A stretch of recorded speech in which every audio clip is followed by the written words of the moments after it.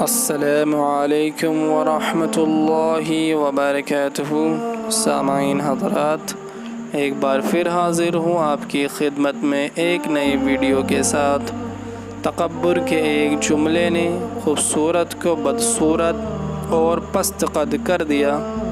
نوفل ابن ماحق کہتے ہیں کہ نذران کی مسجد میں نے ایک نوجوان کو دیکھا، بڑا لمبا، بھرپور جوانی کے نشے میں چور، گھٹے ہوئے بدن والا، باقا ترچھا، اچھے رنگ روغن والا، خوبصورت شکل میں نگاہیں جما کر اس کے جمال و کمال کو دیکھنے لگا۔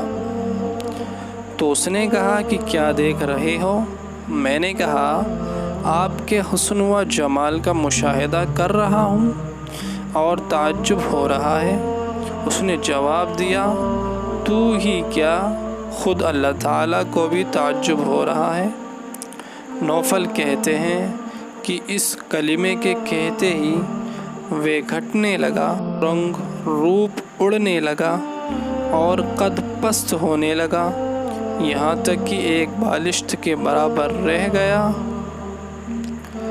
جسے اس کا کوئی قریبی رشتہ دار آستین میں ڈال کر لے گیا۔ تفسیر ابن کثیر حصہ 3 پیج 123۔ سامعین حضرات، اس قصے میں تکبر کرنے والے انسان کو اللہ تعالیٰ پسند نہیں فرماتے ہیں، یہ بات بتائی گئی ہے۔ دعاؤں کا طالب آپ کا بھائی۔ السلام علیکم ورحمۃ اللہ وبرکاتہ۔